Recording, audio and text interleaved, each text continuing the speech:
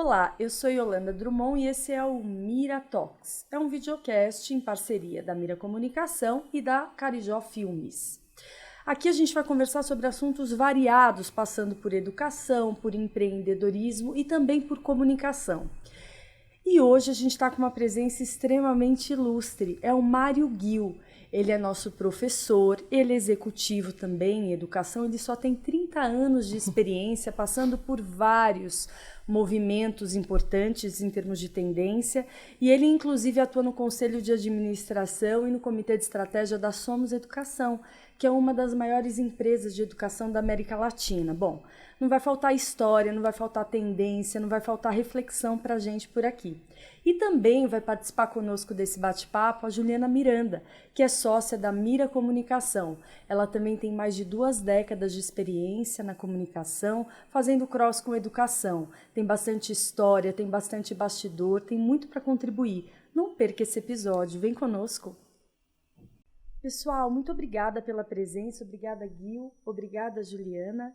Hoje a gente vai discutir um pouquinho sobre como o Brasil se posiciona no cenário de educação, que é algo bastante complexo, né, e desafiador de alguma forma. E também a gente vai falar um pouquinho sobre o papel da família nas escolas, a gente vai falar um pouco sobre marco regulatório em educação, quer dizer, será que a gente está num bom momento para isso? Será que eles nos ajudam ou nos atrapalham? Enfim, vamos nessa, tá bom? Obrigada, Yolanda. Bom, primeiro, olá pessoal, é uma alegria muito grande estar aqui com o Mário Ghil, né, uma pessoa que, como você falou, né, acho que dispensa muita apresentação, mas a qual eu tenho uma admiração muito grande e tenho certeza que vai poder contribuir bastante, até porque a gente teve já uma trajetória, né, Ghil, em muitos momentos trabalhamos juntos, então comunicação e educação, mais do que nunca, né, tem muito espaço para a gente poder falar. Obrigada por ter aceito esse convite, Ghil, e vamos começar esse bate-papo, espero poder contribuir também com o pessoal que está nos assistindo. Aí eu que estou honrado. Yolanda, muito obrigado. Ju, muito obrigado pelo convite. Estou muito animado e ansioso para a gente começar aqui.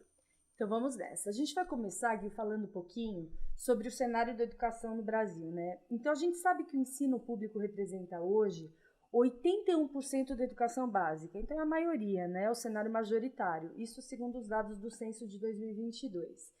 E a gente queria saber, da sua opinião, né? Qual é a sua opinião em relação a esse cenário? É um desafio? É uma oportunidade? É um problema? Então, assim, ter a maioria do cenário na educação pública é bom ou é ruim? E o que isso traz de desafio? Por favor. Legal, Yolanda. Bom, acho que não tem uma relação de um percentual ser muito grande na educação pública e isso ser ruim ou ser bom, né? O Chile, por exemplo, que é o país que tem os melhores resultados educacionais da América Latina, tem 62% da população na educação privada, mas que é paga pelo governo. Né? No governo chileno, eles decidiram que era melhor eles darem um voucher para a família e a família podia usar aquele voucher se quisesse levar o seu filho para a escola privada, A, B ou C, usava aquele voucher para pagar tudo ou ajudar a pagar a escola. Outros países, como a Colômbia, estão mais perto dos 29% de penetração de ensino privado, né? Mas não tem essa relação. Tanto é que nos países europeus a educação é praticamente 100% pública e é muito boa, né? Eu acho que a discussão que a gente tem sempre que focar é: a educação é eficaz ou não é? Né? A educação é boa ou não é? Quando um pai leva um filho para a escola privada, ele está levando... Será que não é por causa de segurança que a escola pública não conseguiu resolver? Nem sempre é qualidade, né? Tem muitas escolas públicas em muitos municípios brasileiros que oferecem uma educação excepcional, muito melhor até do que as opções privadas, mas a família decide levar para a rede privada por conta da segurança, né? Os temores que existem, né, de você ter crianças e adolescentes talvez mais desatendidos do ponto de vista de segurança. Quer né? dizer, é uma questão social também, né? Sim. Tem toda uma questão, acho que cultural e social que cada país enfrenta que também impacta nesses resultados, né? Sim. Então, acho que o primeiro ponto, Yolanda, para a gente fechar o que importa é a escola ser boa. Tem escola pública que é excepcional, tem escola privada que é excepcional, tem escola privada que é muito ruim e tem escola pública que é muito ruim. A gente precisa entender como que a gente pode ser capaz de fazer qualquer escola ser muito eficaz. E entendido aqui como eficaz a escola em que o aluno aprende. Não há impacto social sem aprendizado.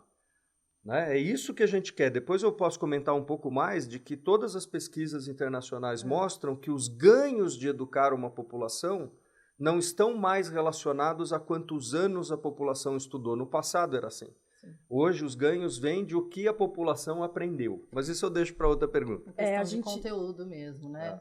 A gente vai falar um pouco sobre essa questão, quais são as novas habilidades, ou quais são as novas exigências, tanto em termos de educação quanto em termos de mercado de trabalho. Mas eu queria entrar um pouquinho melhor nessa questão que você falou, quer dizer, o que importa é a escola boa, né?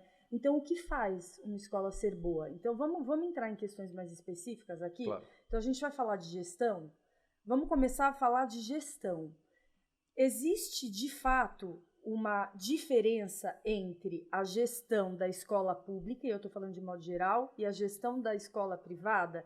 E isso resvala na qualidade ou existem multifatores? Vamos falar o que determina a qualidade, né? A gente precisa entender. Então, se não dá para fazer uma associação direta entre... não é uma questão de ser escola pública é ruim, não necessariamente. Existem escolas privadas que são ruins e vice-versa. Mas então vamos falar melhor sobre isso. Claro, vamos lá.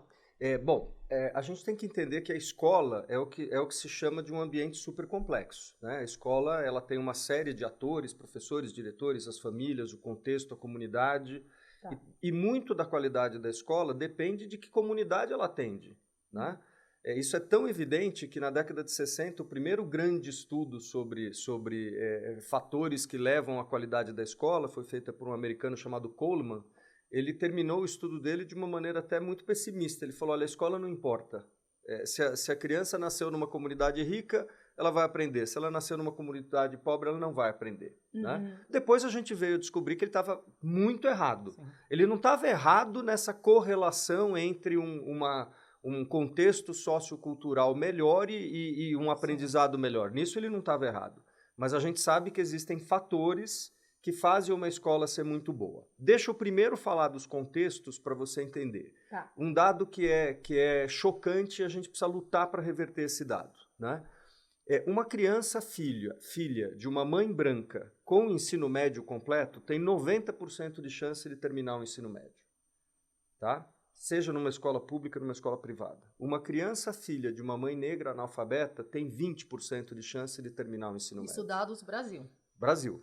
Um abismo, né? É um abismo. É um abismo. É quase que o filho de uma mãe negra analfabeta tem um destino cognitivo pela frente que a gente precisa lutar, todo mundo precisa dar as mãos para lutar e vencer esse destino dele e ele construir outro destino. Uhum. Né? E isso é externo à escola. Né? Essa característica da escolaridade da mãe é externa à escola. Claro. Agora, como que a gente pega qualquer aluno e faz uma escola boa? Né? É a isso que eu dedico hoje. De milhões, né? Não, e que está aí, tá? Né? Eu me dediquei agora nessa fase de aposentadoria como executivo e dedicação a conselhos. Uhum. Né? Eu criei um modelo de gestão chamado educação de precisão, em que eu fui buscar na ciência todos os fatores que, de fato, melhoram a eficácia escolar. Né? Uhum. Então, pera um pouquinho, a gente já está tendo um spoiler aqui, né? Todo mundo querendo saber, Mário Ghio, né? Se aposentou, eu acho muito difícil ver o Ghio aposentado, né? Mas, enfim, vamos querer saber sobre isso também, Ghio, muito bom saber. Quer dizer, me parece que você está debruçando mais do que nunca em dados, né? E essa questão de dados e de mapeamento e diagnóstico para a educação é um baita diferencial, porque a gente percebe que no Brasil são muito poucos e muito imprecisos os dados que se tem, né? Eu não diria que eles são imprecisos, eu diria que eles comunicam pouco. Né? Uhum. Um dado que não consegue se autocomunicar para quem tem que entendê-lo, ele acaba sendo um dado que fica só na escrivaninha dos especialistas e a população não entende e não luta por ele. Né? Uhum. Então é exatamente o educação de precisão, ele é o papel que eu quero contribuir com a sociedade hoje de ser um professor, portanto eu consigo conversar com o mundo educacional, que teve uma carreira como executivo em empresas gigantes, de capital aberto lá fora e assim por diante. Eu consigo, portanto, também conversar com o mundo da gestão, seja ela pública ou privada. Né? E eu descobri que, assim como eu lecionava química, né, eu não inventei nada dos dados que eu vou falar aqui, são todos de pesquisas científicas que eu li, e era como na química. Química é uma ciência complexa que eu aprendi um jeito de explicar de maneira simples. Então, educação de precisão é uma forma simples de explicar quais fatores fazem uma escola ser bem-sucedida, mesmo que ela esteja num contexto socialmente muito desafiador. Tá? Então, Yolanda, 50% dos fatores são relacionados a pessoas. Tá? Não há fator numa escola que impacte mais o aprendizado do que o professor. Tá? Quanto melhor o professor, melhor será o aprendizado.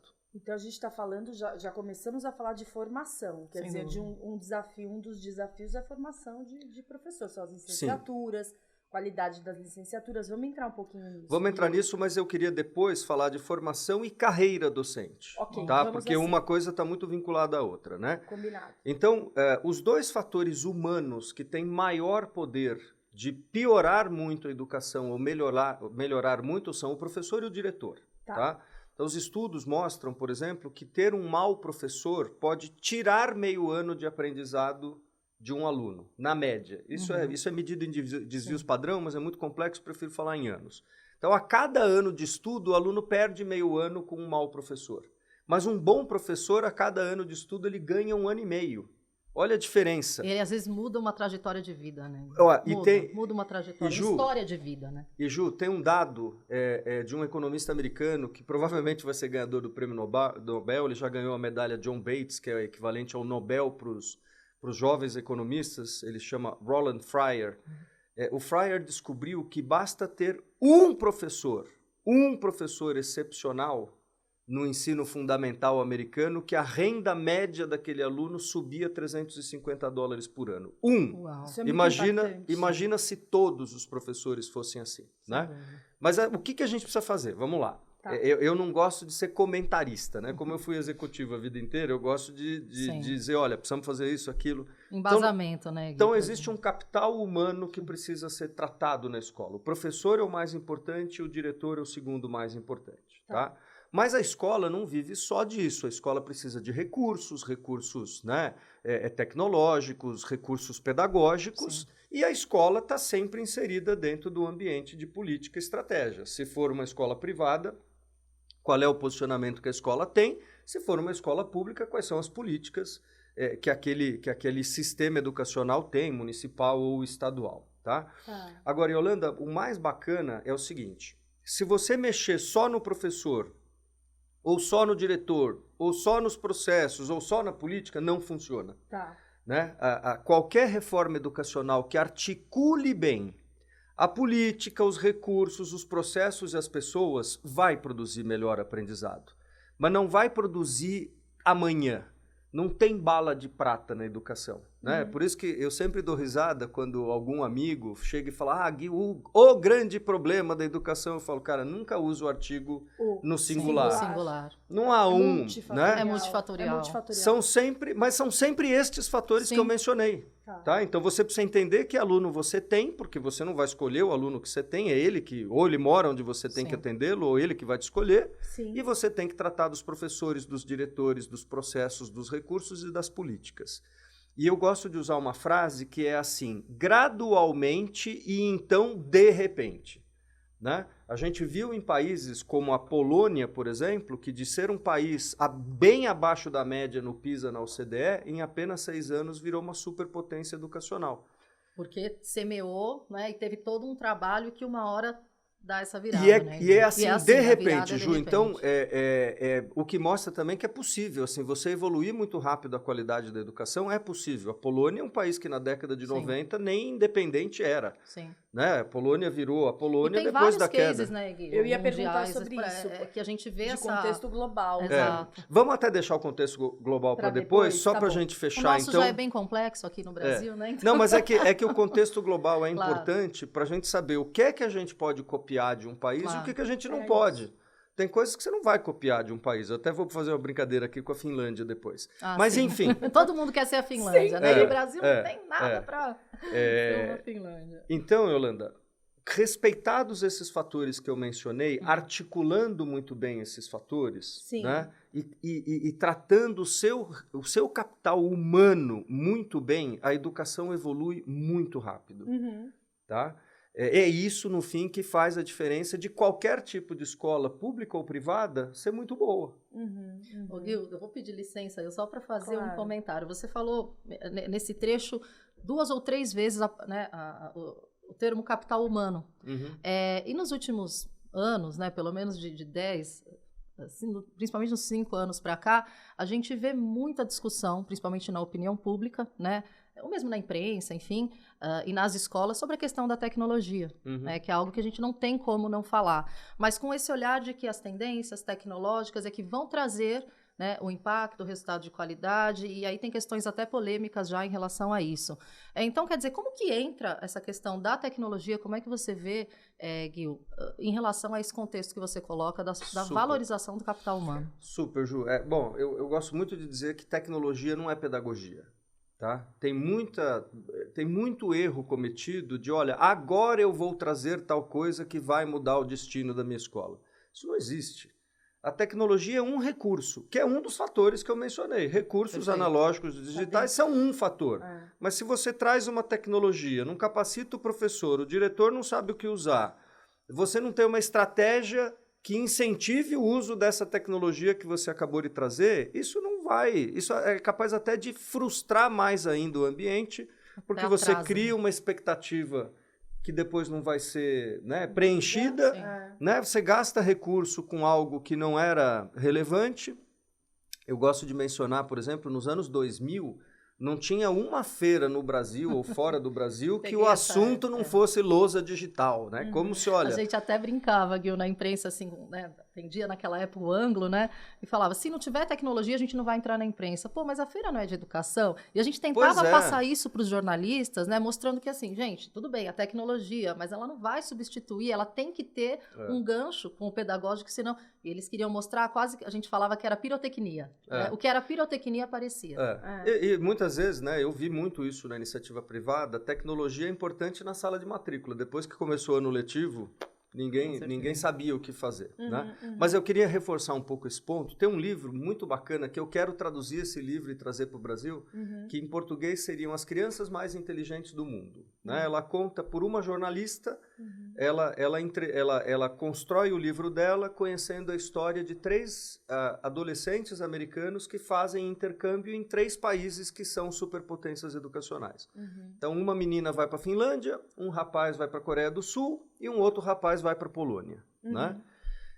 E a primeira conclusão que ela tem quando entrevista esses adolescentes é que eles saem de um contexto americano extremamente tecnológico, todos eles alunos de escolas públicas americanas que vão fazer intercâmbio nos países que eu mencionei.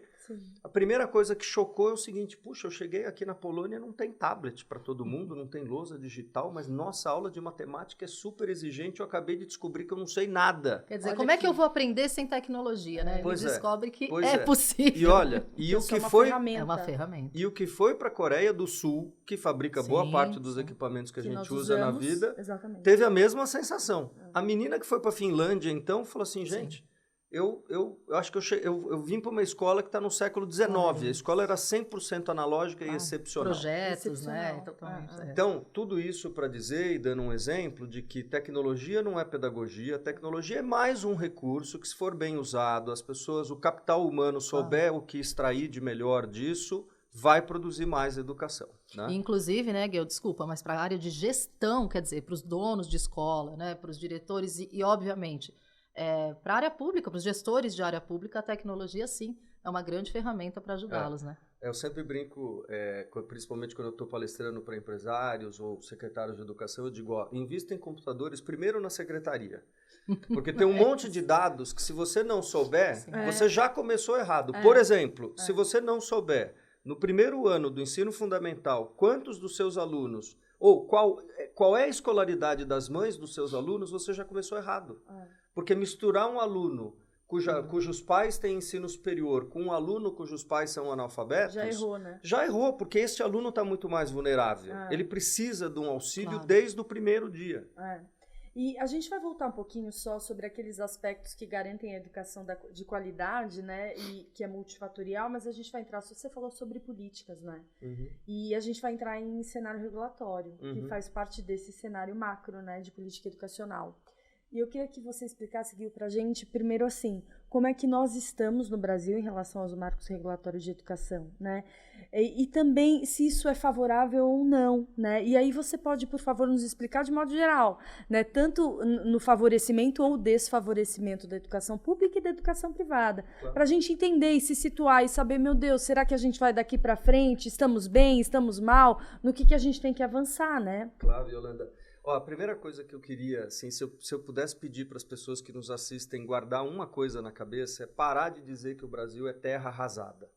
A gente trata o Brasil como terra arrasada quando a gente deveria ter um orgulho muito grande de tudo que a gente fez desde 1988 para cá. Tá. Antes de 88, né, tem um livro, até eu gostaria de sugerir, que chama Pontos Fora da Curva, do Olavo, que é o diretor executivo do Todos pela Educação. Ele trata das reformas educacionais 1.0, 2.0, 3.0.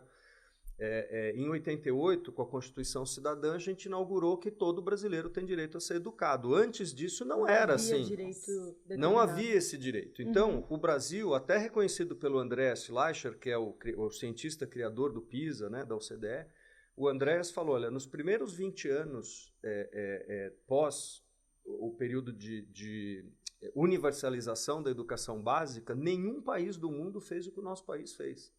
Nós colocamos dezenas de milhões de crianças na escola. Numa escola que, é bem verdade, é ruim. Era ruim, está melhorando, era muito ruim, né? E a gente conseguiu também fazer a qualidade dessa escola evoluir. O problema é que a gente estagnou. Já faz mais ou menos uns 10, 15 anos que a gente está estagnado. O que eu pretendo com a educação de precisão é destravar essa estagnação dizendo o seguinte, camarada, não gaste dinheiro com a lousa digital se você não tem um professor capacitado para outras coisas tão mais importantes quanto didática, por exemplo. Perfeito. Né? Mas quase que retornar àquele ponto onde estagnamos, né? Onde começou-se a investir demais na tecnologia, como se ela fosse, né, o grande problema ali, né? E sendo que a gente continuou com esse problema que é a gestão de pessoas, né? Formação, quer dizer, então olhar isso, acho que tudo isso que você está trazendo para todos os protagonistas aí desse processo de educação são pontos fundamentais, né? Então não adianta a gente avançar só na parte tecnológica se não for resolver o problema, né? Claro. A base ali exatamente. Agora, precisa ser vista. Enfrentando aqui o desafio que a Yolanda colocou, de ambiente regulatório, né? O Brasil é um país muito sofisticado do ponto de vista regulatório. Tá? Nós temos a LDB de 96, promulgada lá pelo Paulo Renato, com quem eu trabalhei. Tenho muita honra de ter trabalhado com o Paulo Renato, um cara que acho que faz uma falta gigantesca nesse Brasil de hoje. Então, o Brasil tem independência dos municípios e estados com diretrizes nacionais, que eu acho que é um modelo muito bom. Né? Todos os sistemas que verticalizam demais uma decisão que é federal para um aluno que mora numa cidade do interior não dá certo. Tá? O tamanho do Brasil nem comportaria isso. Nem né, comportaria, tem gente. Como, né? Realidades internas totalmente diversas. Voltando a usar o exemplo da Polônia. A Polônia é o estado de São Paulo. Exato. É menor do que o estado de São Paulo em pessoas. Em área, eu não sei, deve ser mais ou menos equivalente. Né? Tá. Mas, Yolanda, a gente tem um arcabouço regulatório muito bom. A gente tem sistemas de avaliação nacionais muito bom. O INEP é uma instituição reconhecida no mundo inteiro. Tá? Acho que, no geral, a gente tem tudo para dar certo. Tá? Então, não é aí que mora o problema. O Brasil não tem falta de política educacional. O que eu quero afirmar aqui, e isso baseado sempre, quase nada do que eu falo é minha opinião, mas vem de todo esse estudo, claro. Né? O Brasil tem falta de uma boa gestão das políticas existentes. A gestão das políticas e não implementação das... Né? E não criação de novas políticas. Né? Perfeito. Então, por exemplo, quando nós aprovamos o Plano Nacional de Educação, o PNE é correto em todas as suas dimensões, em todas as suas ambições. Mas ninguém leva ele a sério, ninguém... E não tudo foi feito por gente muito boa, né, Gui? Foram especialistas muito bons, né, que trabalharam. Dificuldade está na implementação. Implementação. A gente não precisa criar um novo PNE, a gente precisa entregar o PNE que já foi votado. Percebe?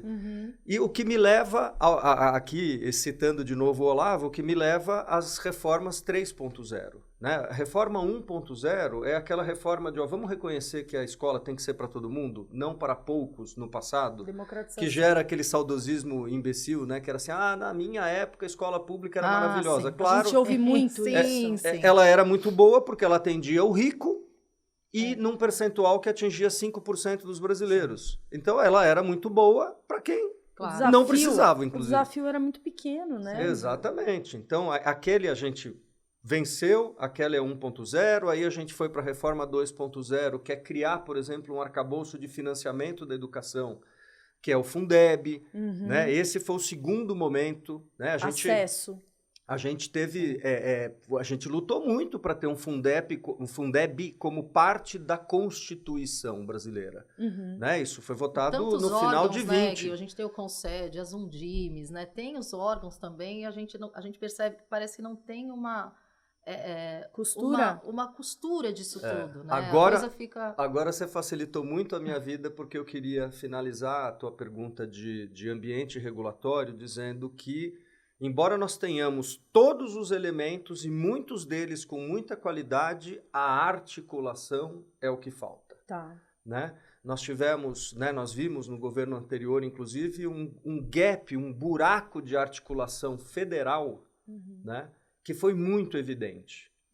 E o que a gente está vendo agora se manifestar em vários estados? Olha, já que o governo federal não me ajudou a tomar as decisões que eu deveria tomar, seja de reforma do ensino médio, de outras coisas, vou tomar as minhas. Uma descentralização também dessas decisões. Uma descentralização não intencional. Sim. É uma descentralização que acontece toda vez que o órgão centralizador não cumpre o seu papel, né? E que eu acho que no fim pode até ser bom. Talvez até ser bom, porque a LDB diz que, olha, os estados e municípios, cada um dentro da sua idade, os municípios infantil e fundamental, os estados médio e técnico e o ensino superior é federal, cada um dentro do seu quadrado. Se tiver autonomia, mas tiver uma autonomia com financiamento claro, porque teve momentos em que o Fundeb ele era uma decisão de governo. Então, olha, puxa, e no ano que vem, vai ter ou não vai ter? Agora não é mais esse problema, ele é parte da Constituição, como qualquer outro pedaço da Constituição, porque foi feita uma PEC, né? E eu queria só encerrar esse ponto, que senão eu me estendo demais nele aqui. O Fundeb, ele traz ferramentas de ganho de receita para estados e municípios pela qualidade do aluno, pela qualidade do aprendizado. Então, isso é um dispositivo muito poderoso que foi inventado lá no Ceará, né? Aliás, é uma referência. É uma região de referência. O Brasil, já que a gente... Espero que todo mundo entenda que o Brasil faz muita coisa muito boa e muito grande. A gente praticamente tem uma educação pública aqui que equivale a quase o resto da América Latina inteira junto, né? O Brasil tem 2 estados que fizeram reformas incríveis, o Ceará e Pernambuco. Pernambuco no ensino médio, período integral, e o Ceará especificamente no ensino fundamental e ainda com mais ênfase na alfabetização, né? Mas olha que legal, lá no Ceará, quando um município educa bem, seus indicadores melhoram, o Estado reparte mais o ICMS para ele. Óbvio que vai ter a reforma tributária. É um incentivo, né? É um incentivo. É um incentivo, e isso está embutido... Né? É justo. Acho que tem uma questão aí de... Né, gente, isso está embutido isso está embutido no Fundeb. Então, não só o Brasil não investe pouco em educação, a gente investe, números do ano de 22, a gente investiu no ano de 22 6,9% do PIB em educação. Sim. O Chile, que é a superpotência educacional da América Latina, investiu 6,2%. A gente investe mais. A OCDE, né, investiu 4,9%. Óbvio, o Brasil precisa investir mais mesmo, porque a gente vinha de um passado que tinha um gap muito grande. Né? Mas o que eu queria que as pessoas soubessem? Olha, a gente investe bastante, a gente tem um bom ambiente regulatório, a gente tem... a gente construiu nesse país, desde 88, uma série de estruturas muito poderosas, e a gente fez coisa que o mundo inteiro admira. Mas a gente só fala mal. É verdade, é complexo de vira-latas, né? Complexo de vira-lata. Agora, posto isso, demos uma estagnada mesmo, só vamos romper essa estagnada com ciência. É a ciência de dados, né, que você havia falado. A gente vai voltar para esse tema um pouco, mas a gente vai pegar carona no contexto global agora, porque você falou muito, Gil, seja por meio da indicação de livro, então, assim, do relato dos 3 jovens que tiveram experiências no exterior, considerando países como a Polônia, a Coreia do Sul e tal, e também você já falou sobre o Chile, que é uma superpotência na América Latina em termos de educação, mas agora a gente vai entrar o seguinte: A gente fala muito de Finlândia, até virou piada interna ou mesmo externa, né? E todo mundo quer ser a Finlândia, né? E todo mundo, ou o Reggio Emilia na Itália, enfim, as regiões de referência. Me explica um pouquinho como é que funciona essa comparação. Então, a gente pode olhar para outros países no sentido de o que a gente tem de bom de referência, ou é muito difícil comparar um país continental com rincões, com necessidades muito diversas? O que a gente pode beber da fonte lá fora? O que não se aplica? O que dá para pegar de lá? Enfim, ou como você disse, será que a gente já está melhor do que a gente imagina que a gente está? Como é que só complementando, né, Yolanda? E se isso serve como referência, Gil, também para a rede pública ou só para a rede privada? Por que eu pergunto isso? Perfeito, né? Você Ju. tem um olhar amplo, né, e já trabalhou com nas duas frentes. A gente vê, por exemplo, nos grandes eventos, né, o que não falta são eventos de educação hoje no Brasil, muito essa pegada, né, assim, do gestor olhar o que tem lá fora, vamos trazer as tendências, né, de fora. Então, acho que é legal fazer esse paralelo também, se isso de fato tem alguma aplicabilidade aqui, né, para alguma dessas áreas. Eu acho a gente sempre pode aprender com qualquer exemplo exterior, né? Mas só que eu brinco que isso é igual comida. Você pega a receita, mas você tem que fazê-la com os ingredientes locais, né? Perfeito. Eu fui à Finlândia. A mão faz toda a diferença, né? Faz e a mão, diferença. inclusive, faz toda a diferença. E o amor, né? Assim como a comida. Exatamente. Eu fui à Finlândia, né? E a grande conclusão que eu tirei da Finlândia e a grande lição que eu tirei da Finlândia é que a Finlândia tem um fator excepcional que eles trataram, que é o professor. Eles conseguiram na Finlândia fazer com que as pessoas mais inteligentes de uma geração sejam os professores da próxima. Perfeito. Eles pactuaram uma isso. de remuneração também, né? Ter todo um contexto. É o que eu chamo de carreira docente. Claro. É errado discutir o salário do professor. Claro. A gente tem que discutir a carreira do professor. Mas depois você provoca isso, a gente aprofunda. Pode deixar, tá? aqui. Mas, por outro lado, tem coisas que não dá para copiar da Finlândia. Toda a Finlândia equivale ao distrito de Santo Amaro, aqui em São Paulo. Entendeu? Não dá para copiar da Finlândia, que lá as pessoas chegam no trabalho às 9 horas da manhã, às 5 horas da tarde já estão em casa ajudando os filhos. Entendeu? Ao contrário também do que as pessoas pensam, o brasileiro trabalha muito. Se a gente colocar o deslocamento para o trabalho, o Brasil está entre os povos que mais trabalham do mundo. Sim. E é fácil a gente falar, o pai finlandês ajuda a fazer tarefa. Bom, o pai brasileiro que chega às 10 horas da noite em casa arrebentado e amanhã ele vai sair 5 horas da manhã, não consegue. Sim, claro. Então, esse tipo de coisa não se copia. Sim. Mas se copia que pensar na carreira docente como o finlandês fez é uma ótima referência. Perfeito. Pensar no que a Polônia fez, a Polônia tomou uma decisão assim interessantíssima. Obviamente puxando a sardinha para o meu lado, quando o primeiro-ministro era professor de Química e o ministro da Educação também era professor de Química, né? Você alinha dois seres iluminados, só podia dar uma coisa boa, né? Não é mera coincidência. Não é mera coincidência. Mas lá, o que eles fizeram? Eles subiram a régua, eles pactuaram, falaram, olha, a Polônia não aceita não ser uma superpotência educacional. A gente tem que fazer isso, tá, né? Depois você me estimula, inclusive, para mostrar do ponto de vista econômico o que isso significa. Tá. Né? Reformularam a carreira docente também, criaram escassez docente, ou seja, ao invés de qualquer um poder formar qualquer tipo de professor, eles acabaram com as licenças para qualquer um poder ter pedagogias e licenciaturas, coisa que a Finlândia fez 40 anos atrás. O que não acontece aqui. Não acontece aqui, mas para acontecer aqui a gente tinha que tomar cuidado também, porque senão a gente vai achar que a formação docente feita pelas universidades estaduais e federais é boa, e não é. Também tem uma questão Também é absolutamente teórica, pouco preocupada com a didática. O que a gente precisa dizer, quem é que vai ter os cursos que o Brasil precisa para ter uma formação inicial docente adequada, né? E o mais interessante que as pessoas falam da Coreia do Sul, a Coreia do Sul, para mim, não é um exemplo. É uma superpotência educacional, mas não pelo que o governo faz, e sim pelo que a família faz. É o papel da família. Já é o nosso aliás, link. é o outro.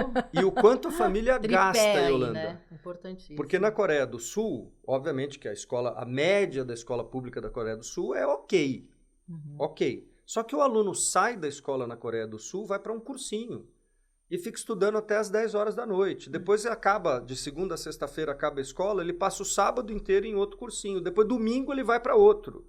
Ou seja, o aluno da Coreia do Sul estuda o tempo todo. E a família gasta isso. Então, não dá para dizer que o mérito da Coreia do Sul é o mérito da escola pública da Coreia do Sul. Tem uma questão cultural ali que também ninguém quer que o modelo seja esse, né? Ô, Ju, e puxando essa oportunidade que você me deu, não dá. O que eu acho que é muito difícil fazer é copiar coisas da Ásia. Sim, quase como se o software do asiático é diferente do nosso. Diferente. É verdade. Entendeu? Então, inclusive, porque lá eles têm outros problemas decorrentes desse modelo também, né? O suicídio então, juvenil. O suicídio juvenil, a pressão exacerbada. Ó, sempre olhar para boas influências externas, mas fazer a comida com o ingrediente local. Tá. Perfeito. E a gente falou de família, quer dizer, claro, relacionada a um outro país, mas a gente vai falar do papel da família aqui. Se lá era suprir essa demanda, então assim como o acréscimo ostensivo, qual que é o papel da família brasileira na escola? E o que a família espera da escola? Vamos lá, vamos falar sobre isso. Muito legal. Então, posso inverter, começar pelo final? Você pode tudo aqui, Gui. O que a família espera da escola? Né? Eu desde a década de 90, não, foi na década de 2000, junto com o professor Chico Soares, que foi presidente do INEP, é um professor espetacular. O Chico e eu, uma vez, fizemos uma pesquisa ampla, nacional, exatamente sobre o que a família espera da escola. Sim, e triturando lá, sei lá quantas páginas da pesquisa, em 2 frases a família espera que a escola aprenda e que meu filho aprenda bons valores éticos e morais. Mas foi muito interessante essa pesquisa. É isso que a família espera. Que meu filho aprenda, ou seja, eu mando ele para a escola para ele aprender. E que ele tenha bons valores éticos e morais. Curiosamente, no ensino médio, as famílias esperam mais valores éticos e morais até do que aprendizado. Olha que curioso. Isso se mantém, será, hoje? Eu acho que a gente podia refazer essa pesquisa e eu creio que alguns elementos como saúde mental pós-pandemia, né? Vão aparecer com mais ênfase ainda, né? Então é isso que a família espera, tá? Desculpa, Gui, talvez delegando ainda mais para a escola, né? Porque a família delega bastante coisa também. Delega também porque a escola muitas vezes não sabe aproveitar a família, né? Agora, volto para o começo da tua pergunta, que é a importância da família nisso. Nada é mais importante na evolução cognitiva de uma criança do que a escolaridade da mãe. E a presença da mãe, tá? Então, quando a OCDE, junto com o PISA, foi fazendo os questionários associados, foi ficando evidente na primeira década desse milênio e desse século que se a mãe ler historinhas para o filho, tem um impacto gigantesco até a formação universitária do filho. E nisso eu queria trazer uma mensagem para vocês. Você é mãe, Yolanda? Eu não sou. Ainda não. Mas a Ju é. A Ju é. Né? Sim. E sou a mãe chata da escola. Não, é a mãe exigente e que acompanha o processo. Mas casa todo de ferreiro, educacional, né? Espeta de pau. Eu vou falar para vocês que uma das maiores pressões que existem na escola hoje é o grupo de WhatsApp das mães. Deixa os diretores malucos. Para um outro podcast cujo o tema central vai ser gestão de crise. A gente brinca que o WhatsApp dos pais é onde começam as crises nas escolas. E às vezes, assim, parece que a guerra começa, se desenrola e termina em meia hora, a Quinta Guerra Mundial, né? Exato, é mais ou menos isso. Mas voltando aqui ao ponto.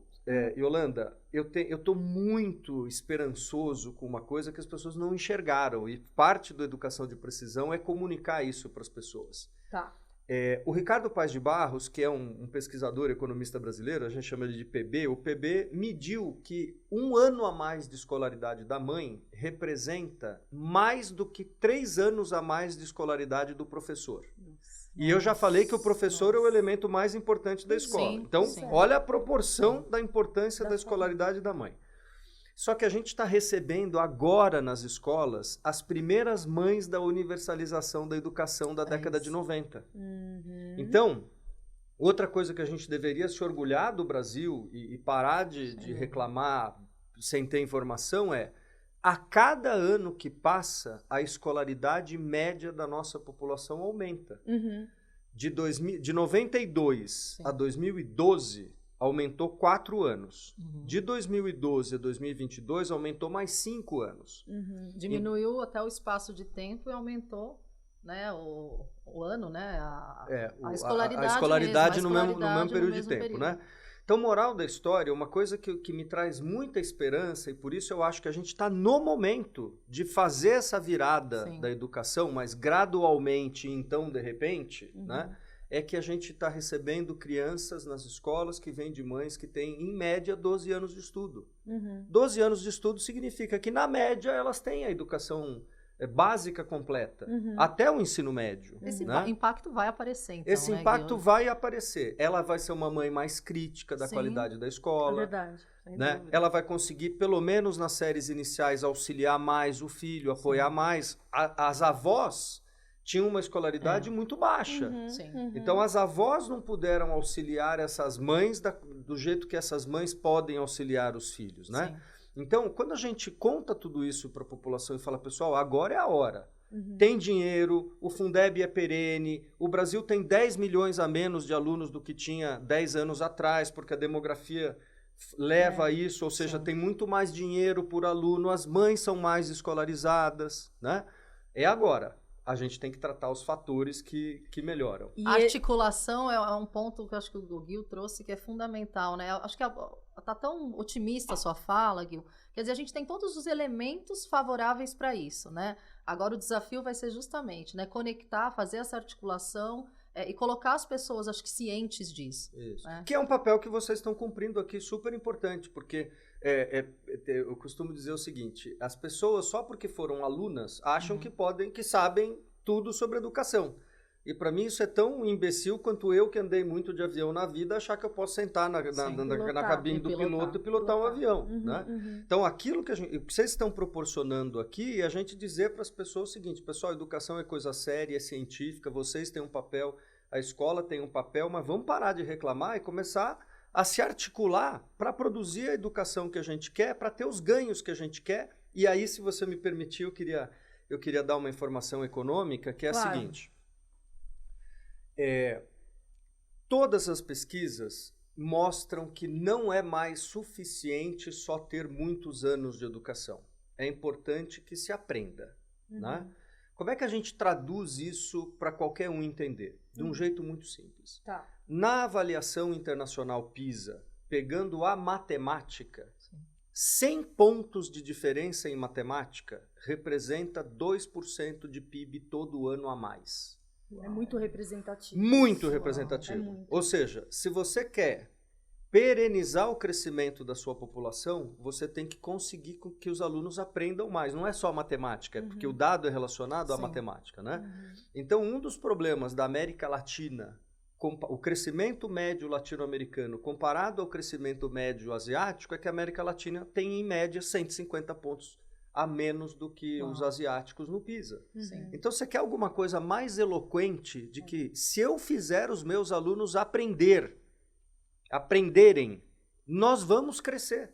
Porque não tem inovação, não tem trabalho sofisticado se você não tem aprendizado. Né? Quando eu mostro isso para empresários, quando eu mostro isso para investidores internacionais, o pessoal fala, meu Deus, a gente fica discutindo tanta coisa, né, contextual, tá aqui, é o capital humano, o Brasil tem um problema de capital humano. Né? Quantas vezes eu já dialoguei com empresários que dizem, Gil, puxa vida, eu não consigo comprar uma máquina mais sofisticada porque os meus funcionários não conseguem entender o manual. Né? E eu falei, e o que o senhor está fazendo pela escola pública que está aqui do lado da sua fábrica, então? Por que o senhor não adota essa escola pública aqui do lado e vamos ajudar os alunos a aprender? Porque eles vão ser os seus funcionários amanhã. Amanhã, exato. Né? E agora, Gil, desculpa, se você me permite, você tocou num ponto que é fundamental, né? Quer dizer, qual o papel de cada um? Né? A gente vê muito essa questão pensando no mercado, enfim, no papel do público e do privado, né? A gente vê muito movimento no terceiro setor também, que está sendo está muito dentro de uma agenda, né, das empresas, do papel das empresas também investirem através do terceiro setor. Como é que fica isso na educação? Porque a gente tem um movimento da educação como negócio, um alto investimento, né, um mercado que movimenta 80 bilhões, né, mais até já aumentou, superior, né? Quer dizer, porém, educação privada a gente tem um número muito menor de pessoas participando, mas a pública está ali com dinheiro, pelo que você colocou, não é um problema de dinheiro, mas qual o papel Na também? média, tem locais em que... Mais gestão, né, o que me parece, mas como que você vê esse papel também? Pensando nos empresários que estão aí, nos investidores que entraram no mercado de educação, o papel deles em relação à pública. Ô Ju, eu como estou mais velha, o bacana de você ficar velha é que você já viu o filme, né? Você não olha uma foto, assim. Me lembra muito, acho que a gente está num momento, no mundo da educação, muito semelhante ao que o Brasil teve na época da hiperinflação. Quem mudou a hiperinflação no Brasil não foram os economistas. Quem mudou a hiperinflação foram as donas de casa. Sim. Né? Quando as donas de casa não aceitavam mais a remarcação de preço, porque elas sabiam que existia um programa para remarcação de preço, para não ter remarcação de preço, elas não compravam na padaria A e na padaria B. Então, parte do meu entusiasmo, mas é sempre um entusiasmo pé no chão, assim, Claro. né? Não é um sonho, devaneio e tal. É que a escolaridade das famílias aumentando, elas serão mais críticas com a escola. A escola também terá uma comunidade mais crítica dos resultados que a escola está produzindo, porque o comércio, a indústria, a agricultura, né? Hoje em dia, para você pilotar um trator, você tem que saber programar um GPS. Né? Não é simples assim. Nada disso é simples. Né? E quando eu falo toda essa cobrança para a escola, parece que eu quero dizer que a escola é uma panela de pressão. Não, é que aí as demandas da escola vão ser ouvidas. Entendeu? Então, eu realmente sou muito otimista de que a gente vai ter uma conquista positiva nos próximos anos, que começa pelo cliente da escola, que é a família querendo uma escola melhor, que começa ou se complementa com uma comunidade que quer ajudar e quer uma escola melhor, que a educação deixou de ser só a agenda dos educadores para ser uma agenda também dos empresários, também das ONGs. Também. Né? Então, assim, por isso que eu digo assim, eu acho que o meu papel, minha pequena contribuição nessa confusão toda é dizer o seguinte, olha, e tem aqui os fatores que realmente melhoram a escola. Mas então, isso faz toda só a diferença, vamos fazer isso, não isso precisa fazer outras coisas. coisas. Você trouxe aqui uma questão importantíssima, que assim, é ciência. A gente tem os dados para mostrar. Né? E acho que tem uma característica, se você concorda, Gil, das pessoas que são envolvidas com a educação, né, e que é muito bonita, a paixão, os professores, né? Eu sou filha de professor, então, assim, de professores, né, propósito, que isso não pode se perder. Mas não é só isso, né, as reflexões e tal, a gente vê muito esse papel, né, já sabemos que a escola, e aí falando de gestão de escola, ela já está sendo vista e tem que ser tratada como negócio, né? A gente pega há 15, 20 anos atrás, você nem poderia falar, né? Falar que escola era negócio era pecado, eu comecei esse movimento em 2011. Não, né? A gente tinha até começando medo, né? as primeiras redes de escolas, que de fato eram redes para gerar aprendizagem e gerar resultado financeiro. Exato. Então, quer dizer, já existe uma mudança de mentalidade. Quando você traz uma questão de ciência, de dados, né, de diagnóstico, acho que é fundamental. O caminho mesmo que a gente precisa para daqui, como você falou, não é agora, mas a gente vai ver essa virada, né, seguindo esse caminho em breve. Eu gosto muito do símbolo do infinito, né? A gente, Sim. Né, a gente sempre vai, todo dia nós vamos ter que melhorar um pouquinho. Não existe o ChatGPT, que agora é a preocupação de o ChatGPT. O ChatGPT, pessoal, não vai mudar a escola. Substituir, exatamente. Né? Aliás, o ChatGPT, inclusive, só vai ajudar os alunos a trapacear os professores que fazem perguntas factuais. Os professores que, né, que, no fim, perguntam coisas que a própria pesquisa no Google responderia. É isso. Né? Piaget já dizia isso, né? Bloom já dizia isso. Você pode ter um desenvolvimento cognitivo baixo, que é lembrar e conectar informações. Tudo isso aqui o ChatGPT faz. Agora, se você resolver problemas, inovar... Análise, reflexões, isso o ChatGPT não faz. É como na nossa área, né? A discussão no jornalismo, na comunicação é a mesma. Né? Quer dizer, para você ter conteúdo de qualidade, diferencial, correlacionar informação... Aí são outras competências. São outras competências, exatamente. E, pessoal, eu tenho uma notícia delicada aqui, é que o nosso tempo, infelizmente, ele tá acabando. Mas 10 minutinhos. A gente tem o seguinte, a gente vai fazer 2 eixos aqui de finalização e a gente vai tratar do Gil aqui com 2 eixos mesmo, um como executivo e o outro como professor. As coisas são misturadas, mas a gente vai fazer uma divisão, uma brincadeira aqui. A primeira vai ser com um ponto de vista mais de gestão, de gestor, de executivo mesmo. E eu gostaria, Gil, que você desse um recado para as pessoas, tentando, não é Nostradamus, mas assim, tentando prever um pouquinho quais vão ser as tendências em educação para os próximos 5 anos. Um pouquinho você já falou, então assim, a gente já entendeu muito essa questão da importância dos dados, a gente já entendeu que provavelmente a gente vai ter uma melhoria na educação de modo geral por conta de investimentos que foram feitos anteriormente, mas você, melhor do que nós, pode nos dar essa tendência. Esse é o primeiro ponto. E depois a gente vai querer o professor, mais aqui à mostra, que é dando as dicas de leitura, porque muitos livros foram falados aqui, mas a gente precisa deles com um pouco mais de efetividade, né? Então, assim, o que a gente pode ler para a gente se encantar e para a gente poder também ficar um pouco mais otimista ou realista mesmo com esse cenário de educação. Uma leitura acessível, que acessível, qualquer um, desde um gestor, de repente, até uma pessoa que tem um apreço pela educação, até qualquer pessoa que goste de vivenciar um momento positivo e que entenda a importância da educação. Joia, então vamos lá. Bom, como gestor, eu quero afirmar que assim, a gente vai evoluir. Né? A gente tem tudo, tem muita gente séria nesse país, tem dinheiro, tem investimento, óbvio que tem lá todos os problemas que a gente conhece, mas as coisas vão acontecer. Mas tentando acelerar o filme para daqui a 5 anos, o que eu vejo? Né? Eu vejo uma independência muito maior dos estados em soluções, no desenvolvimento de soluções que sejam, que conversem mais com as suas realidades. Eu vejo a criação de uma educação rural que reflete uma economia rural do agronegócio que o Brasil hoje não tem, né? Eu interajo muito com o agronegócio e é impressionante como, de fato, toda a nossa pedagogia é metropolitana.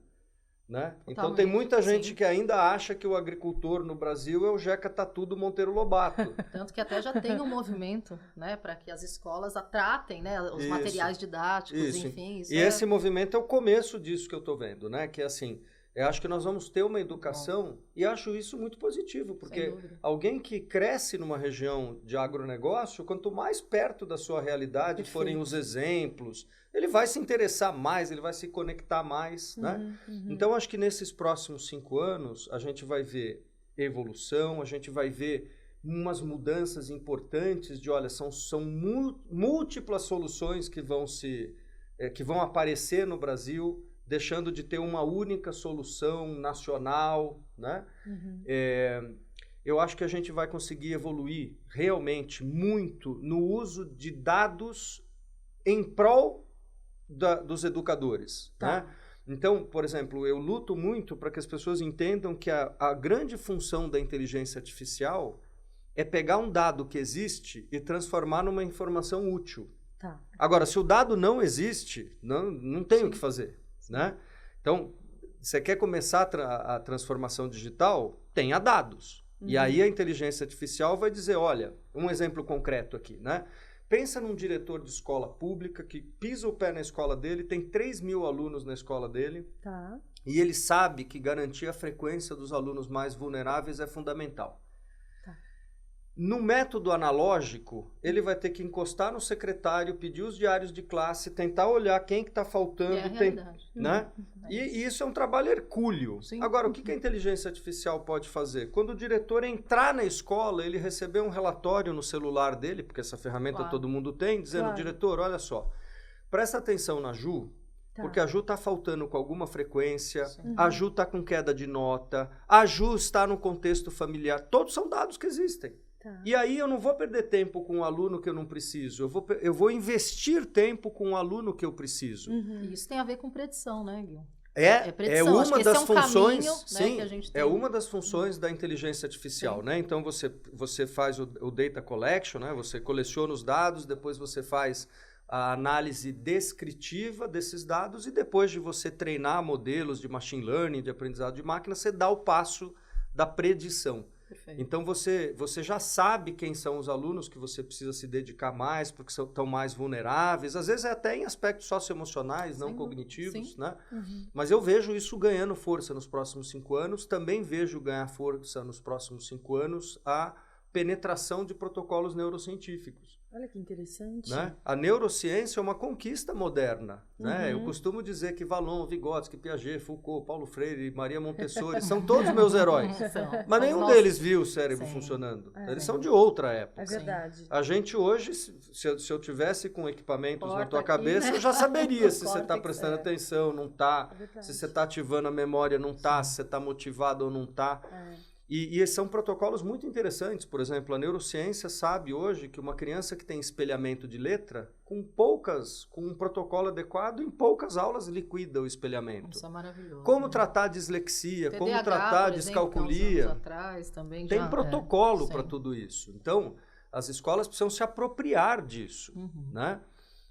Eu acho até que é muito mais importante se apropriar desse tipo de protocolo do que ter mais lousa digital, né? Do que ter uma piscina. Né?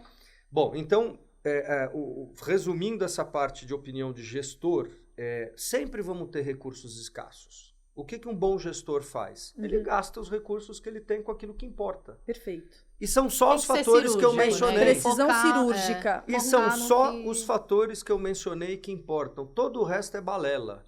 É o capital humano que você tem dentro da escola, a capacidade desse capital humano produzir processos, de usar bem os recursos que você tem e entender a estratégia que foi colocada, seja para a escola pública ou privada, e trabalhar de maneira articulada entre tudo isso e com a família. Tá? Minha visão como professor agora, ela é...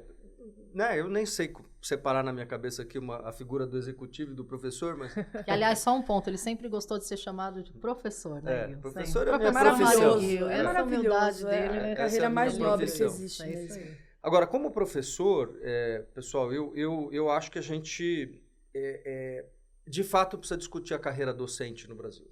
Tá. Né? A carreira docente no Brasil, ela tem... ela até é atrativa no começo da carreira, por isso que os cursos que têm mais alunos no Brasil são os de pedagogia e licenciatura. Ela é uma carreira atrativa no começo. Se a gente corrigir, por exemplo, o salário médio do professor pelo tempo de estudo, pelo tempo que ele demora para se formar, ela é uma carreira atrativa de entrada. Mas a gente não está atraindo as melhores cabeças para essa carreira de entrada. Né? Quase que a gente hoje, na formação inicial de professores do Brasil, a gente tem os jovens...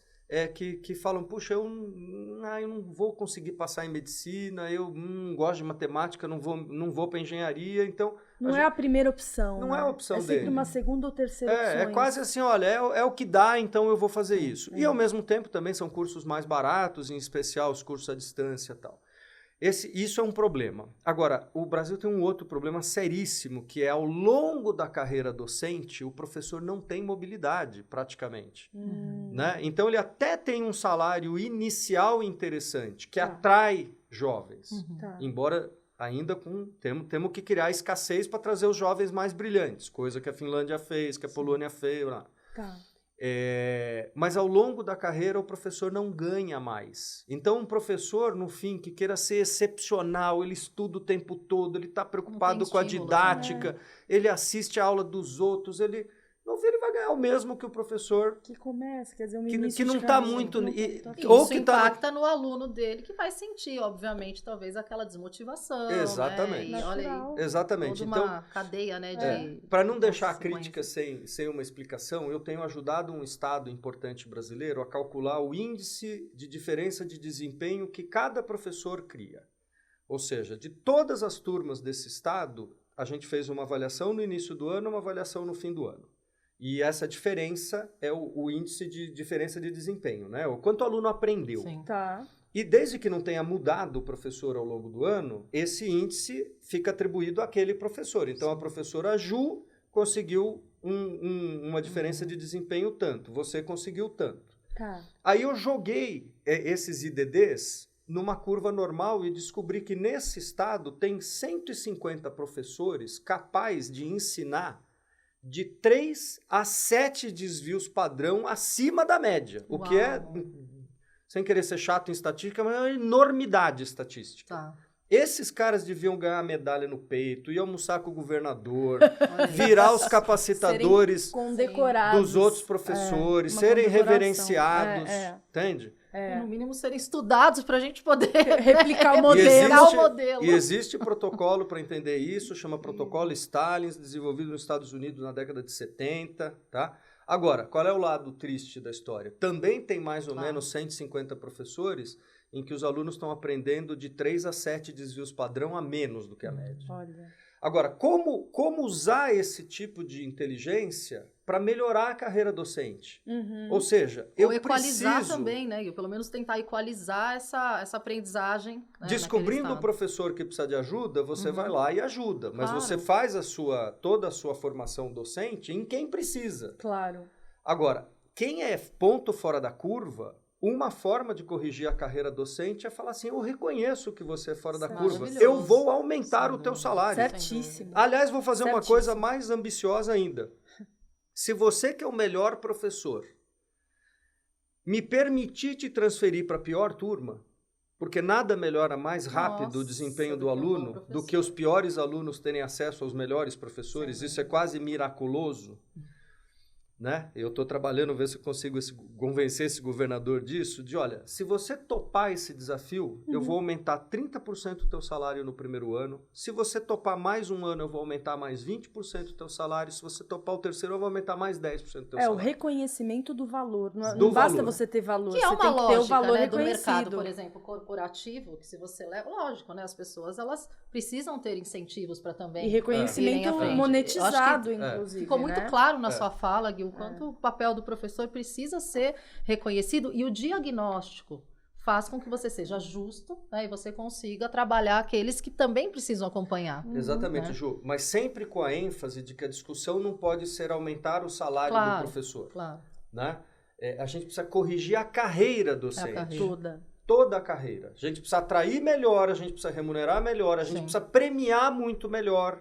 Né? Porque se a gente conseguir fazer isso, a carreira docente ela tem atratividades bacanas, né? Ela tem uma aposentadoria integral, ela tem uma aposentadoria acelerada, ela tem mais tempos de férias por ano do que outras profissões. Então, se a gente for capaz de se articular, né, e corrigir essa carreira docente, gente, eu sinceramente acho que com a criatividade que a gente tem, com o tanto que a gente trabalha, ninguém segura. Ninguém segura o Brasil, né? Maravilhoso. Eu acho que a gente está realmente terminando esse episódio com bastante informação, com bastante otimismo. Eu sei que a gente já terminou o tempo, mas tem um único ponto, Gui, que eu vou pedir para você discorrer, que você mencionou aqui, mas é a questão do socioemocional. Eu acho que hoje não dá para a gente pensar, né, em escola, em família, em alunos, sem trazer essa questão. E aí, eu queria que você falasse um pouco, até do que você tem visto, de dados também, porque eu acho que esse é um caminho que também é super relevante para a gente tratar a questão socioemocional. O que você tem visto? Como que você vê essa questão dentro desse seu momento também de trazer tanta solução mesmo, né, para ajudar aqui o Brasil? Super, e é fundamental mesmo. Do mesmo jeito que eu defendo a educação de precisão para tudo que é cognitivo, eu defendo para o socioemocional. O Brasil tem que enfrentar um problema. Socioemocional virou uma palavra flácida nesse país. Qualquer coisa cabe dentro do socioemocional, né? Então, eu gosto muito de programas como o do Semente Educação, né? Que basearam todo o seu trabalho nas recomendações da OCDE. Quer dizer, olha, gente, peraí, a gente tem que nomear direito as coisas. Né? Senão, qualquer coisa vira socioemocional. Então, a gente ter a clareza de, olha, quais são as grandes famílias de competências socioemocionais, né? Quais são os elementos que estão nessas famílias e que depois se reagrupam essas habilidades que vão dizer se o aluno tem resiliência ou não tem, se o aluno tem assertividade ou não tem, se tem amabilidade ou não tem, né? Nós temos essa tecnologia no Brasil, tá? Então, eu reconheço que a gente precisa trazer isso com a mesma importância do que todos os desafios cognitivos, porque a cabecinha do aluno é uma só. A gente não separa as coisas em cognitivas e não cognitivas, como se dizia no passado. A gente é um ser só. O cognitivo e o socioemocional estão juntos. Né? E o mercado de trabalho exige mais que nunca a tal das skills, né? Muito. Quer dizer, não adianta você ter uma técnica. O grande desafio das empresas hoje é justamente achar pessoas que tenham a tal da inteligência inteligência emocional, enfim, que As tenham habilidades as comportamentais. competências, exatamente, comportamentais. Eu que estou ficando velho, né, Ju? Antigamente a minha geração dizia que a gente era contratado pelo conhecimento e demitido pelo comportamento. Hoje as Sim. empresas já preferem contratar pelo comportamento. Exato. Isso exato. mudou até a metodologia de avaliação de Dos um RHs, candidato. Vamos sim. fazer uma dinâmica, vamos botar ele junto com outros para ver se ele sabe trabalhar em equipe, né? A gente vive muito isso, né? Na Mira mesmo, a gente sempre fala, a nossa atração ali, né? Atrair talentos que tenham características e competências até muitas vezes acima da técnica. A técnica é mais fácil da gente desenvolver, suprir, né? Mas sabe que esse meu lado, assim, muito otimista com o Brasil, se tem uma outra coisa que a gente tem nesse país aqui, e se a gente der o ferramental para o professor, e isso eu garanto que é muito diferente de professores de outros lugares, assim, os nossos professores são amáveis. São. O brasileiro é um povo que gosta de se conectar. Sim. Entende? Então, se a gente... Bom, não quero falar nenhum país aqui, porque vai que tem algum descendente desse país que vai nos ver e vai ficar triste, mas tem muitos países na Europa, por exemplo, que a relação entre professor e aluno é muito fria, muito profissional. Não, dei minha aula, você vai, estuda, vai Quase bem na prova, você é quase protocolar, né? A gente não tem isso. Agora, pensa no poder que é a gente pegar essas ferramentas de compreensão socioemocional, de avaliação, de protocolos de desenvolvimento de cada um dos probleminhas que podem ser, que já são conhecidos e são medidos e podem ser corrigidos na mão de professores que são que tem naturalmente calor, mais... Que tem amor, que tem propósito. E é possível medir, né? Isso é bacana que o Gil trouxe. Quer dizer, a gente não está atirando no escuro. Não, acho que essa é a grande mensagem e que traz esse ânimo também, né? Quer dizer, não é achismo, é ciência. É empírico, é isso mesmo. Maravilhoso. E Gui, só as dicas de livro, por favor. Vamos lá, ótimo. Eu estava pensando aqui que eu acho que talvez dois livros muito bacanas que podem ser lidos por qualquer um, são leituras gostosas, um pouquinho mais técnico, mas eu começaria por País Mal Educado, do jornalista Daniel Barros, né? Acho que é um panorama assim, de A a Z sobre, olha, o problema que a gente está, o quanto a gente avançou em algumas coisas, quais são alguns nós que a gente precisa desatar. Ele mesmo no livro, ele menciona várias outras leituras, né? E para quem já é do mundo educacional, ou já é mais familiarizado, eu sugeriria o Pontos Fora da Curva do Olavo, tá? Eu não lembro o sobrenome do Olavo, mas é uma publicação da FGV, que ambos podem ser comprados aí em qualquer plataforma de leitura, né? Eu acho que quem ler O País Mal Educado, mas tem que ser nessa ordem, porque se começar pelo livro do Olavo, não vai entender, né? Então eu começaria pelo País Mal Educado. Se eu gostar muito do tema, quiser aprofundar, Pontos Fora da Curva. E a tradução que você quer trazer para nós aqui no Brasil? Essa tradução é muito legal. Ela foi best-seller do New York Times, inclusive. É um livro muito bacana, mas esse quem quiser ler em inglês, chama Smartest Kids in the World. Tá? Tá publicado também em qualquer plataforma, mas não tem tradução em português. Maravilha. Meninos, muito obrigada pela participação. O papo foi delicioso. Obrigado pelo meninos. Eu era uma fofa. A gente é tratado por meninos. Eu sou a mais velha lá e ela fala meninos, eu adoro. São os queridos e eu agradeço muito a participação de vocês. Eu aprendi muito nesse bate-papo. Eu espero que vocês também tenham aprendido muito. Agradeço o acompanhamento desde agora. E vamos aos próximos episódios. Obrigada também à equipe da Carijós, obrigada à equipe da Mira Comunicação por todo o apoio, roteirização, enfim.